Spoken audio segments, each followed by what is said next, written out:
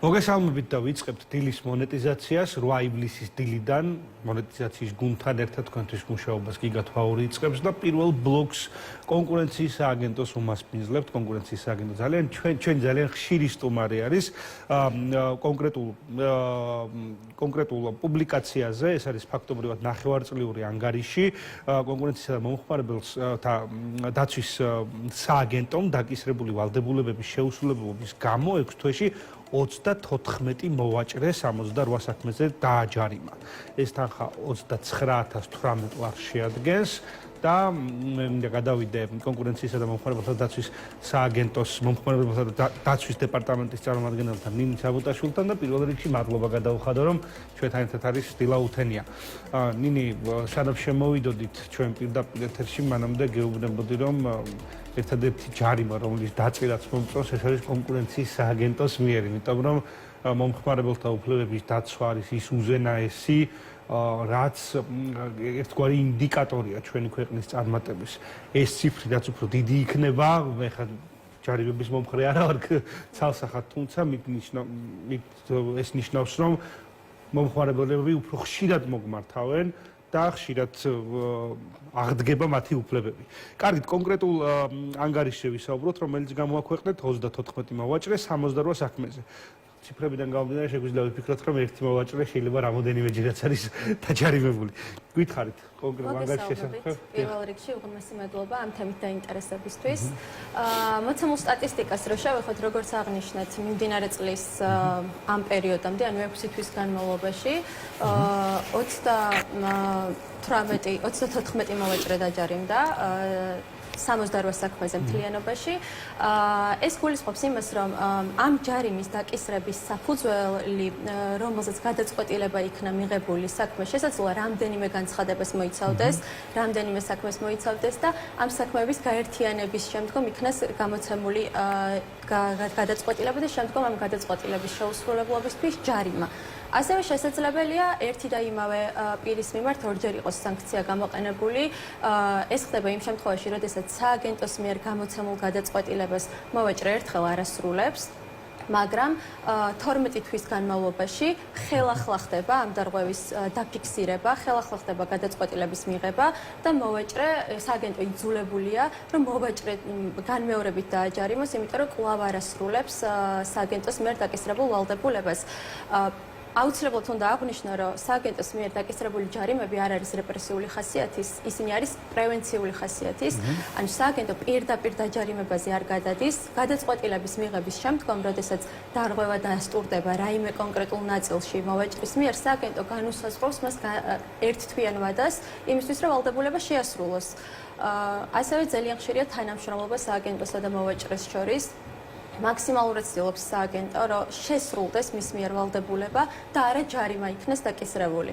თუმცა ისიც აღსანიშნავია, რომ ჯარიმის დაკისრება მოვაჭრეს არ ანთავისუფლებს იმ ვალდებულების გარო შეასრულოს დაკისრებული ვალდებულებები. ნინი, მომხმარებლის კულტურით დავიწყე, სანამ შეკითხვაზე გადმოვდიოდი და ასევე მოვაჭრის კულტურაზე მინდა გადავიდეთ, იმიტომ რომ გარკვეულწილად ესეც ასახავს ჩვენს ბიზნეს გარემოს, რამდენად ვითარდება ხო ორივე მხარე.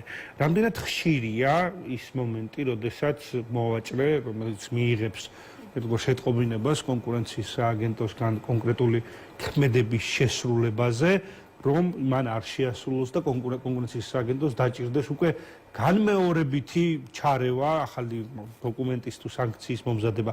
ანუ რამდენად ხშირია, ახლა ვაფასებთ ჩვენ უკვე მოვაჭრეების კულტურას. კი, უმეტეს შემთხვევაში სრულდება მოვაჭრეების მიერ ვალდებულება, ძირითადად თანამშრომლობა ხდება ამ ნაწილში და სრულდება ვალდებულება. ვერ ვიტყვი, რომ საკმაოდ ხშირია ის, რომ ჯარიმაზე გადადიოდეს სააგენტო, თან ისიც აღნიშნა უკვე, რომ მაქსიმალურად ვცდილობთ ხელი შევუწყოთ იმას, რომ მოვაჭრის სავაჭრო პოლიტიკა იქნას გამოსწორებული და არა სანქცია იქნას დაკისრებული. გამომდინარე იქიდან, რომ თუ სანქციას ვაკისრებთ, ესე იგი არ თანამშრომლობს და შემდგომშიც მიუხედავად იმისა, რომ ვალდებულება არ ეხსნება შეასრულოს ეს ვალდებულებები, მაინც სავარაუდოდ იგივე სახით გააგრძელებს საქმიანობას და შემდგომ შესაძლებელია განმეორებითაც კი მოგვიწევს საქმის შესწავლის დაწყება და შემდგომ გადაწყვეტილება და ჯარიმა. ხო, ნინი, კონკრეტულად ამ ციფრებზეც მინდა ვისაუბროთ, ჯარიმის თანხა ეს უკვე მეორე ხარისხოვანი არის. ამ ჯარიმის თანხასთან სანამ მივალთ კონკრეტულ ციფრებზე, ერთად რა მექანიზმები რთავს კონკურენციის სააგენტო იმის პრევენციისთვის, რომ ერთი გასაგებია რომ დაჯარიმდა, მაგრამ მეორე აუცილებელია რომ კონკრეტულ მომხმარებლის უფლებები აღდგეს, რაღაც კონკრეტული პროდუქცია შეეცვალოს თუ დააბრუნოს ეს პროდუქცია და თანხა მიიღოს უკან. ანუ ამ ჯარიმასთან ერთად როგორ ხდება მომხმარებელთა უფლებების აღდგენა ეს? კი ბატონო, კი. უბრალოდ მინდა აღვნიშნოთ ის აუცილებლად, რომ უშუალოდ გადაწყვეტილებაში ხდება იმის დაკონკრეტება, რომ მოვაჭრე ვალდებულია კონკრეტული მომხმარებლების უფლება და არა მარტო მათი შემდგომ ვინც მიმართავთ, თუნდაც ამ კონკრეტულ საქმეში არ ფიგურირებდნენ ის მომხმარებლები, მათი უფლება აღადგინოს. გადაწყვეტილებაში ხდება ამის დაკონკრეტება, ხოლო ამ გადაწყვეტილების შეუსრულებლობის შემთხვევაში უკვე ჯარიმის დაკისრების ნაწილში ჯარიმის ოდენობის განსაზღვრაში მიიღება მხედველობაში მან შეასრულა ეს ვალდებულება, იზრუნა თუ არა იმაზე, რომ აღმოეფხვრა კონკრეტული დარღვევა მომხმარებლებისთვის მისინებით აღედგინა დარღვეული უფლებები თუ ასე შემდეგ. ამაზე უშუალოდ გავდივართ, როდესაც ჯარიმის დაკისრების პროცესში ხელმძღვანელობთ კონკრეტული ფორმულით. და ვითვალისწინებთ კონკრეტულ კრიტერიუმებს. ამ კრიტერიუმებში მოიაზრება მასშტაბი, სიხშირე, სიმძიმე და ასე შემდეგ. მათ შორის არის ერთ-ერთი კრიტერიუმი, რამდენად რეაგირებდა მოვაჭრე მომხმარებლების მოთხოვნაზე და რამდენად ცდილობდა მისივე ნებით, რომ აღმოეფხვრა ეს დარღვევა. ნინი, 34 მოვაჭრე, როგორც დავიწყეთ, 68 საქმეზე. ეს ნიშნავს, რომ კონკრეტული მოვაჭრეები იქნებიან ახლა 34-ში, რა თქმა უნდა, რომლებმაც მიიღეს ეს ერთგვარი კონკურენციის სააგენტოს სანქცია თუ გაფრთხილება, როგორც გნებავთ ისე უწოდოთ, მაგრამ არის ფაქტია რამოდენიმე, ანუ რომელსაც გაუმეორდა, იმიტომ რომ 34 მოვაჭრე 68 საქმეზე. რა ხდება ამ ურჩ მოვაჭრეების შემთხვევაში? ამ შემთხვევაში მოცემულობა ანუ როგორ ერევა კონკურენციის სააგენტო, თქვენ თქვით, რომ ჩვენი მიზანი არ არის ჯარიმა, ჩვენი მიზანი არის ის, რომ გამოვასწოროთ მისი ქცევა. კი ბატონო, ეს არის ფაქტობრივად სექტორის გაჯანსაღების, თუმცა ფაქტია არ სწორდებიან და მეორდება. არიან მოვაჭრეები, რომლებიც განაგრძობენ დარღვევის ჩადენას და ამ შემთხვევაში, როგორც უკვე აღვნიშნა, 12 თვის განმავლობაში დარღვევის ჩადენის განმეორების შემთხვევაში სანქცია მკაცრდება. გაორმაგებული ჯარიმის ოდენობა ეკისრებათ, რაც კიდევ უფრო ზრდის იმის мотиваციას, რომ მათ აღარ გაანაგრძონ ეს კანონსაწინააღმდეგო ქმედება და აღმოფხვრან იგი. სააგენტოს მაქსიმალური შესაძლებლობა, ასე რომ ვთქვათ, არის ის, რომ ორმაგი სანქცია დააკისროს უკვე მოვაჭრეს, თუმცა არიან მოვაჭრები, რომლებიც ამ ორმაგ სანქციასაც იღებენ, ასე ვთქვათ, და მაინც აგრძელებენ. თუმცა რასაკვირველია, სააგენტო განაგრძობს საქმის მოკვლევას, რასაკვირველია რეაგირებს ამაზე და მუდმივად საქმის კურსია მოვაჭრეებთან დაკავშირებით.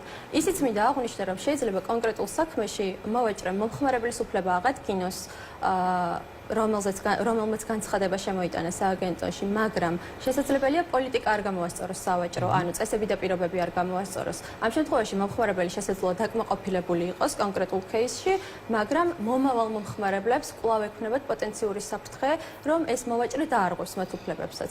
ანუ კონკრეტული მომხმარებლის უფლების დაკმაყოფილება მხოლოდ არ არის საკმარისი იმისთვის, რომ შესრულებლად მივიჩნიოთ მის მიერ ვალდებულება და აუცილებელია, რომ მომავალი პოტენციური მომხმარებლებისთვისაც ყველაფერი იყოს აბსოლუტურად კანონშესაბამისი. დიდი მადლობა ნინი, ბოლოს აუცილებლად ჩვენ ამაზე გვისაუბრია და ვცდილობ ხოლმე რომ კონკურენციის სააგენტო როცა გვესტუმრება, რაც შეიძლება ინფორმაციული იყოს ეს გადაცემა, რომ თავარი რომ მომხმარებლებმა დაიცვან საკუთარი თავი და აღადგინონ საკუთარი უფლებები. თავარი უზენაესი ეს არის თქვენი სააგენტოს, რა თქმა უნდა.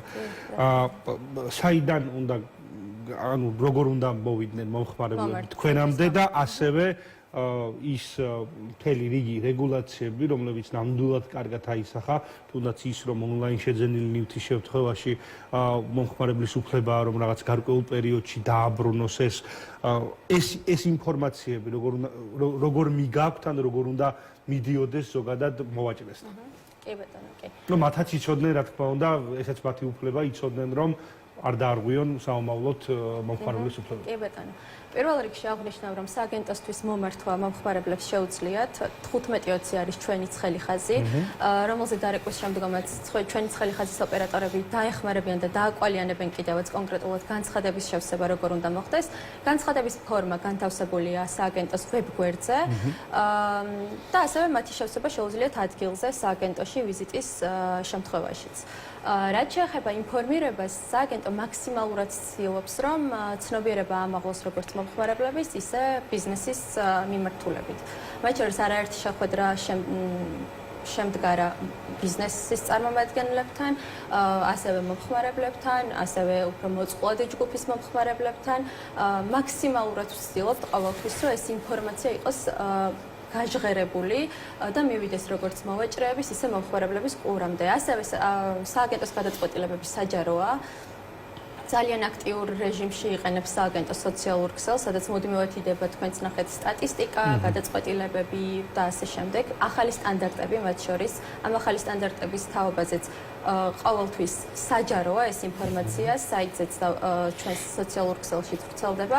მოკლედ ბიზნესს მუდმივად აქვს ის შესაძლებლობა, რომ სიახლეების შესახებ როგორც ჩვენი მხრიდან მიიღოს ინფორმაცია, ისე თავად დაინტერესდეს და ყოველთვის მიიღებს ამომწყურავ ინფორმაციას თუ როგორ უნდა მოიქცეს. ძალიან დიდი მადლობა ნინი, ძალიან დიდი მადლობა კონკურენციის სააგენტოს. ჩვენის მხრივ ძალიან ხშირად ვაშუქებთ თქვენს გადაწყვეტილებებს და ასე გავაგრძელებთ ნამდვილად, იმიტომ რომ მომხმარებელთა უფლებების დაცვა ალბათ ნომერ პირველი ჩვენი გადაცემისთვისაც ასევე ნომერ პირველი ძალიან ხშირად ვაკეთებთ ისეთ გადაცემებს, რომელიც იყოს განათლებითი ხასიათის, ინფორმაციული ხასიათის და ეს რა თქმა უნდა გაგრძელდება. შევახსენებ ჩვენს ტელემაყურებელს, რომ ნინი საბუტაშვილი, საქართველოს კონკურენციისა და მომხმარებელთა დაცვის სააგენტოს მომხმარებელთა დაცვის დეპარტამენტის წარმომადგენელი იყო ჩვენი გადაცემის პირველი ბლოკის სტუმარი. დაგეჩვიდობები ნინი, ჩვენ რეკლამაზე უნდა გავიდეთ, რეკლამის შემდეგ დავბრუნდებით.